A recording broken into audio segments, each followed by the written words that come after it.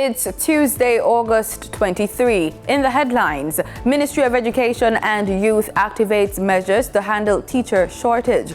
Regionally, farmers in Trinidad protest at Agri-Expo. Internationally, former Pakistani Prime Minister Imran Khan is facing terrorism charges. And in sports, West Indies fined for slow overrate. This is the news on PBC Jamaica. I am Simone Absalom Gale.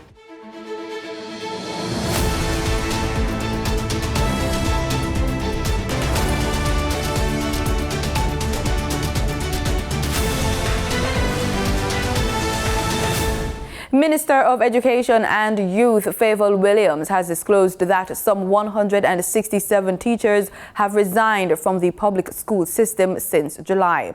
The revelation was made at a press conference on Monday to update the country on plans to tackle this major issue. Here are more details in this report. Minister of Education and Youth Favour Williams says the island will see an uptick in foreign teachers as the government tries to fill the gaps in the education system. We do have teachers coming in under the Jamaica-Cuban bilateral program.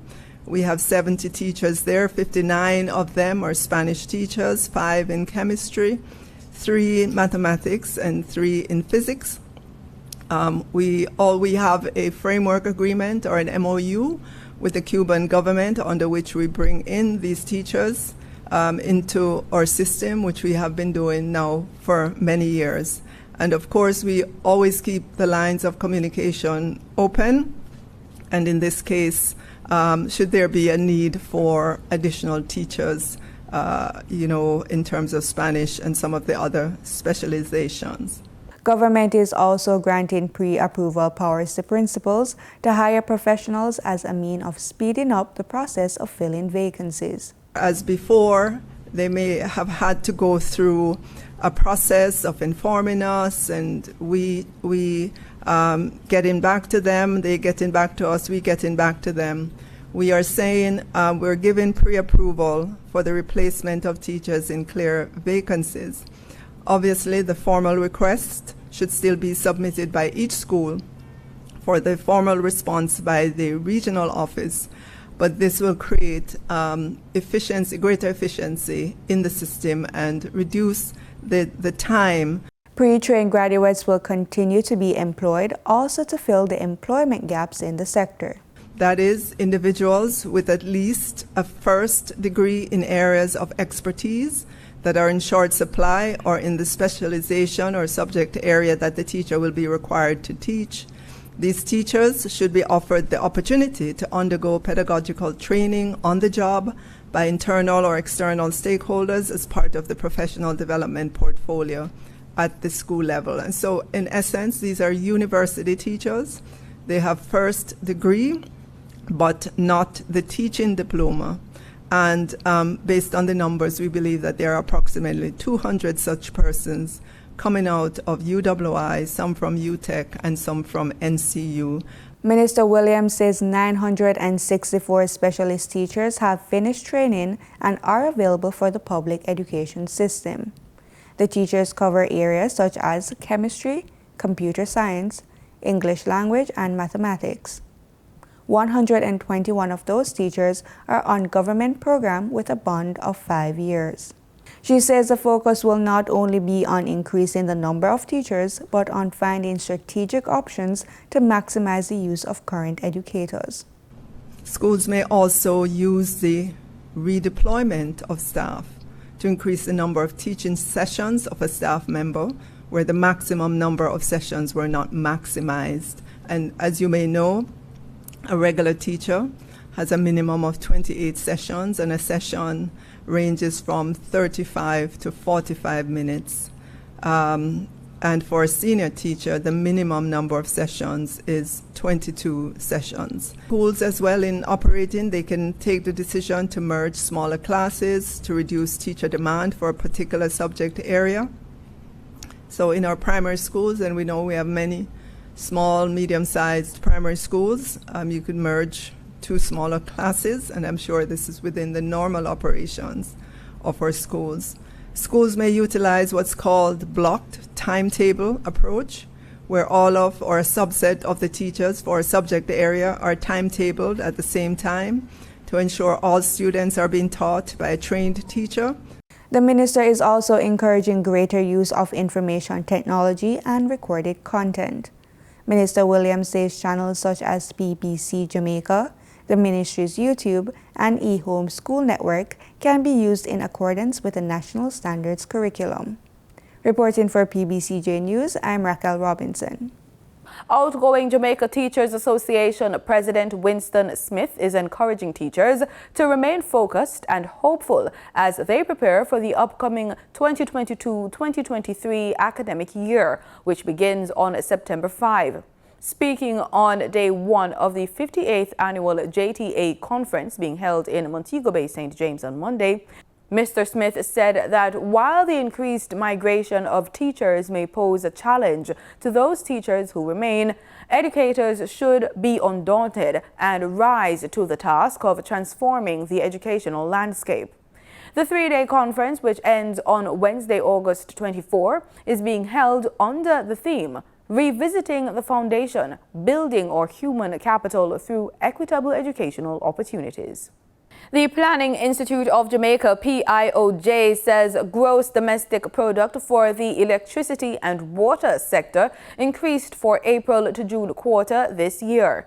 Electricity consumption increased by 2.7%, reflecting higher consumption for 4 of 6 categories.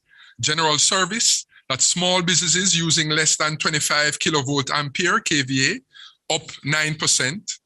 Power service, that's large businesses using more than 25 kVA but less than 500 kVA, was up 2.7%. Large power, that's businesses using more than 500 kVA, was up 7.9%. And largest power, that's single locations with a minimum peak demand of 2,000 kVA, was up 10.4%. That was the PIOJ's Director General, Dr. Wayne Henry, speaking at a press conference recently. He says these increases outweigh the estimated decline of residential usage, which is down by 3.1%. He says street lighting and traffic signals are down by 15.8%. The contraction in residential consumption is attributed to the removal of COVID-19 restrictions, which has facilitated the resumption of in-office work and persons spending less time at home.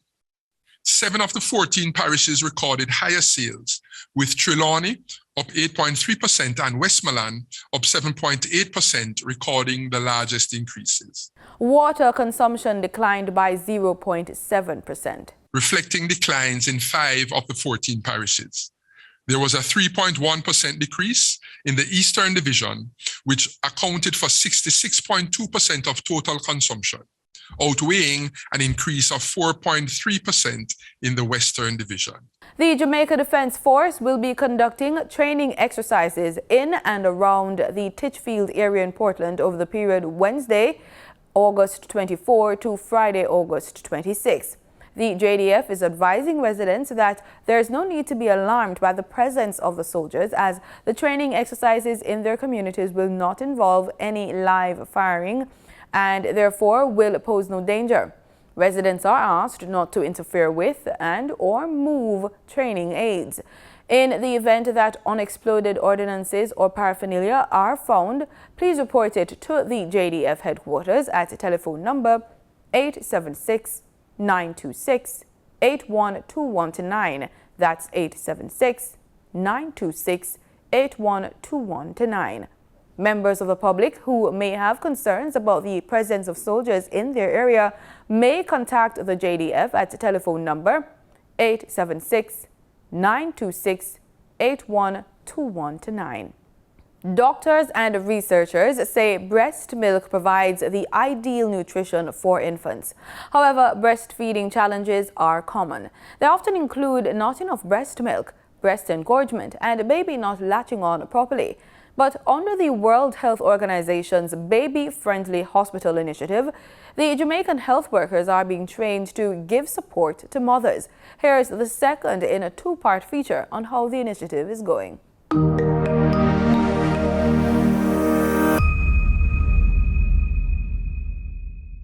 Jamaica has done significant work in implementing the Baby-Friendly Hospital Initiative.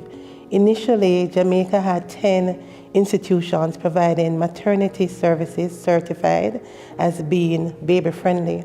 However, in 2010, following an external assessment, it was found that those institutions no longer met the standards.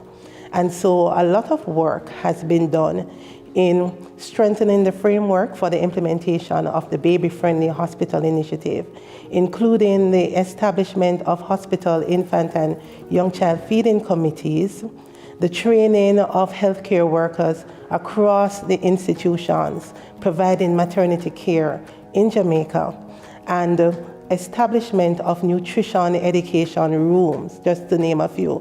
In addition to that, in support of the implementation for the Baby-Friendly Hospital Initiative, Jamaica has a national infant and young child feeding policy, which has been approved by Parliament. And within that policy, the Baby-Friendly Hospital Initiative is integrated.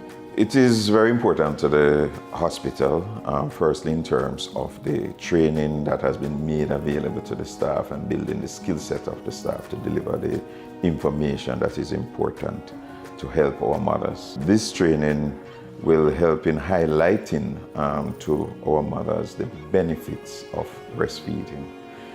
It helps the hospital, yes, in terms of its building its systems to be able to deliver the training so that persons are able to learn and utilize this knowledge in their everyday life.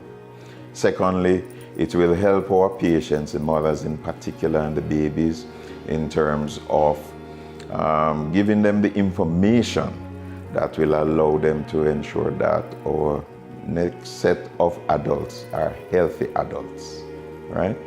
And possibly even before getting there, it will ensure that our babies are healthy and that the need for them to have to come to hospital for health care is at a minimum, if not nil. Right? So we'll have healthier babies, healthy community, healthy nation. Breastfeeding is done because when a baby is born, within half an hour after birth, breastfeeding is initiated. How that is done?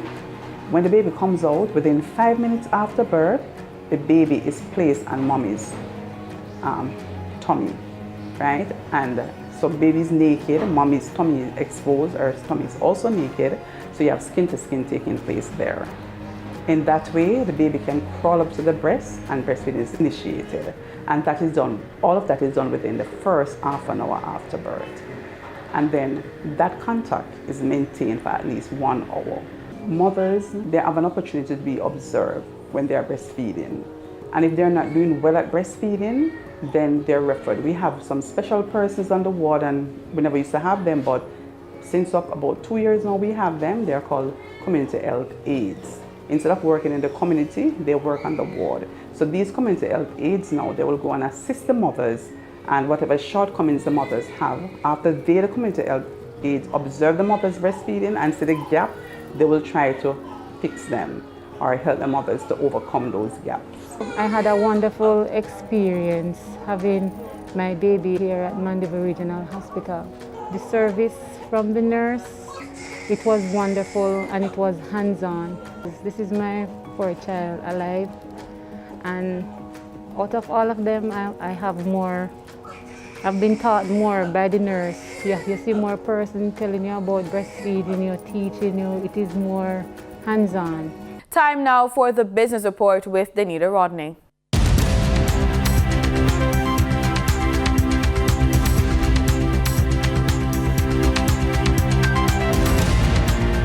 During his reports at the BOJ's Digital Quarterly Media Briefing last week, Governor Richard Bowles says the foreign exchange or forex market has remained stable despite increases in the global inflation rates.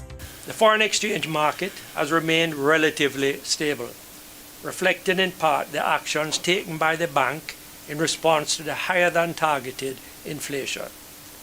Notwithstanding these actions, at the 17th of August 2022, Jamaica's gross international reserves remained substantial amounting to approximately US $4.3 billion. The bank projects that the gross reserves will continue to remain adequate in the medium term. He also reminds the public of the bank's dedication to achieving price stability. The bank will continue to closely monitor the global and domestic economic environment in this period of high uncertainty and is prepared to pause its monetary policy tightening if incoming data continues to support such a decision. Now for your market updates. In foreign exchange trading for Monday, August 22, the US dollar sold for an average of $151.73. The Canadian dollar ended trading at $116.52. The pound sterling traded for $178.66, and the euro sold for an average of $154.08. The following reflects the movement of the JSE indices in Monday's trading session. The JSE index declined by 5,339 points to close at over 300,000 units. The junior market index advanced by 22 points to close at over 4,000 units. The combined market index declined by 4,788 points to close at over 300,000 units. And the All Jamaican Composite Index declined by 2,052 points to close at over 400,000 units. Overall market activity resulted in trading in 109 stocks, of which 49 advanced, 44 declined, and 16 traded firm. Stocks advanced for 138 Student Living Jamaica Limited, 138 Student Living Jamaica Limited Variable Preference, and 1834 Investments Limited. Stocks declined for Barita Investments Limited, Blue Power Group Limited, and CAC 2000 9.5% Cumulative Redeemable Preference Shares. Trading firm were Community and Workers of Jamaica's CCU Deferred Share, Derrimon Trading Limited, and Dollar Financial Services Limited. The following companies represent the overall volume leaders. Trans-Jamaican Highway Limited 8% with over 26 million units, Dollar Financial Services Limited with over 2 million units, and Trans-Jamaican Highway Limited with over 1 million units. In regional stocks, in Trinidad and Tobago, Clico Investment Fund traded over 80,000 shares. On the Barbados Stock Exchange, 0 securities were traded. In regional business, Antigua and Barbuda on Monday reported a 7% increase in tourist arrivals in July as the country continues to record a steady rebound in visitor arrivals in the wake of the coronavirus pandemic that had forced the closure of borders. In market data for oil rose $1 a barrel as ideas of price cuts were floated and the prospects of a drop in U.S. crude inventories. Brent crude gained $1.32 to $97.80, while West Texas Intermediate crude rose $1.65 to $92.01 a barrel. And that was the business report on PBCJ. I'm Danita Rodney. In regional news, in the Bahamas, despite revelations of salary increases for approximately 1,200 educators over the next 3 years, the exact figure remains unknown. What we did is we budgeted a lump sum, a global sum, to take care of increases in the whole public service. That includes teacher. I cannot at this time disassociate the amount that's directly due to teachers.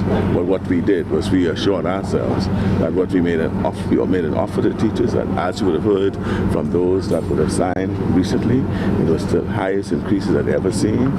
They commended the manner in which the negotiation took place. In Trinidad and Tobago, as regional leaders were meeting for the Agri-Investment Forum on Friday, police clashed with protesting farmers on the other side. Dozens of local farmers, led by UNC Member of Parliament Ravi Ratiram, raised placards outside the grandstand of the Queen's Park Savannah, hoping to get the attention of not just the Prime Minister, but all regional heads of government. The agitated farmers say the agriculture sector has not been nourished under the Rowley administration. However, when told by police to move their demonstration, the protesters claimed the officers were infringing on their rights. Speaking to CNC3 News, one of the directors of the Agricultural Society of TNT said, apart from struggling to feed the country, farmers are now struggling to feed themselves. The price of fertilizer and chemicals have tripled in the last 6 months, yet still the government has found it necessary to pay $8 million for that event inside here. $8 million to puppy show and to strut around with leaders of CARICOM, and when nothing is happening in agriculture in Trinidad and Tobago. Ali says Agriculture Minister Kazim Hussein has not met with the ASTT since taking up office in March. In a statement this evening, ASTT distanced itself from the comments made by Ali during the protest. The group says while Ali is a member of the committee, he was not given permission to make any statements on behalf of ASTT. In fact, the group says it is in full support of the Agri Expo and congratulated the government for what it is saying is an outstanding event. In Guyana, 100 women who are survivors of domestic violence are slated to each benefit from a $15,000 grocery voucher.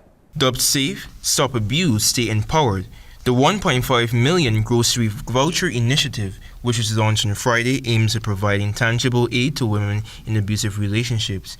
According to the ministry, they screen and identify recipients. And this is one such initiative that will have that level of tangible impact in the lives of persons. Human Services and Social Security Minister Vinay Prasad.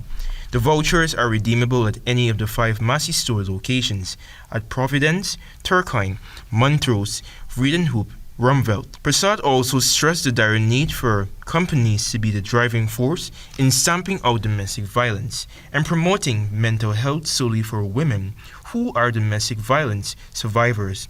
The subject minister reasoned that this campaign could prevent women from resorting to suicide. To pay attention to their mental health. Suicide is one of the repercussions of not paying attention to this. And more importantly, too, we need to destigmatize suicide in our country. At the launching event, which took place at the Massey Distribution Headquarters at Montrose, East Coast, Demerara, Assistant Vice President and Head of Massey's Suicide Prevention and Mental Health Steering Committee, Kritzman Bob Sample, shared that the objectives of the Safe Grocery Voucher Program are twofold. Firstly, it seeks to empower women by bringing relief so that they do not have to subject themselves to at-risk situations. The program will also provide counseling to men to engender positive coping behaviors and is among the various activities that Massey has embarked on for this year to support its staff and the wider community as it relates to mental health, well-being, and professional life, suicide prevention, and domestic violence. In Barbados, the introduction of paternity benefits for new fathers is being contemplated. So the Ministry of Labour, also responsible for national insurance, is seriously considering a paternity leave provision for the Labour Act, the Labour Code, which in turn would trigger a paternity benefit for national insurance. That's also on the table, right? So it would be employers being mandated to give leave to fathers, and if that comes into being, then NIS would have a similar paternity benefit to what we now have for maternity to provide that benefit. And so the idea is that all the options don't have to be a negative, right? Some options could be an addition. In international news, former Pakistani Prime Minister Imran Khan is facing terrorism charges after being accused of making threats against the police and judiciary at a political rally. Supporters have gathered outside his home in Islamabad, warning of mass protests if he is arrested. The High Court has granted Khan protective bail until Thursday. Now, he lost a no-confidence vote back in April, but in a struggling economy, his popularity has surged. His latest rallies have drawn tens of thousands of people. Kamal Haider is outside Imran Khan's residence in Islamabad with more on the charges. Imran Khan's party leaders and supporters have gathered outside his residence in Banigala, which is situated on a hilltop. Now, earlier there were reports that Imran Khan would be arrested. However, his lawyers then went into the Islamabad High Court, from where they were able to get a bail before arrest, and therefore giving some relief to the former Prime Minister. There was tension here, the supporters saying that they will not leave this place, nor will they allow anyone to arrest their leader. And the party had warned that they would then have a countrywide protest, bringing life to a virtual standstill, given the fact that Imran Khan's party enjoys support in two key provinces, also in Gilgit-Baltistan and also in Pakistani-administered Kashmir. People of Pakistan have decided that they need a revolution in this country, and it will come. And the destination is not that far now. It is the public reaction because no military, no agencies, no police, no paramilitary forces, no one can stand against the people of a country. We are the strength of our forces. In sports, Sunshine Girls coach Connie Francis says she will stay on and prepare the national netball team for the 2023 World Cup. Francis, who led the Sunshine Girls to a silver medal at the recent Commonwealth Games in Birmingham, England, complained after the Games that the job had drained her mentally and psychologically. She said she needed a break. Ms. Francis, whose contract comes to an end after the World Cup, is currently on a 4-week vacation. She notes that overwhelming support from the public and her team has motivated her to continue. Sunday night's result was followed by another double blow for the Windies, as the team was fined 40% of their match fee for maintaining a slow over rate and therefore lost 2 points in the Super League standings. We have more in this report from John Birch. According to a news report from ICC Cricket, Richie Richardson of the Emirates ICC Elite Panel of Match Referees imposed a sanction after the West Indies was ruled to be 2 overs short of the target after time allowances were taken into consideration. In accordance with Article 2.22 of the ICC Code of Conduct for Players and Player Support Personnel, which relates to minimum overrate offences, players are fined 20% of their match fees for every over their side fails to bowl in the allotted time. In addition, per Article 16.12.2 of the ICC Men's Cricket World Cup Super League playing conditions, a side is penalised 1 point for each over short. As a result, West Indies will lose 2 points from their total tally during the Super League. Nicholas Pooran pleaded guilty to the offence and accepted the proposed sanction on his team's behalf. So, there's no need for an official hearing. I am John Birch for PBCJ News. Hayley Matthews and the Welsh Fire remained winless in the 100 Women's Tournament in England after losing their third match on Monday. Welsh Fire went down by 14 runs to the unbeaten Southern Brave, who have 4 wins. Sent into bat, the Brave posted 122 for 8 off their 100 balls, led by 49 from Sophia Dunkley.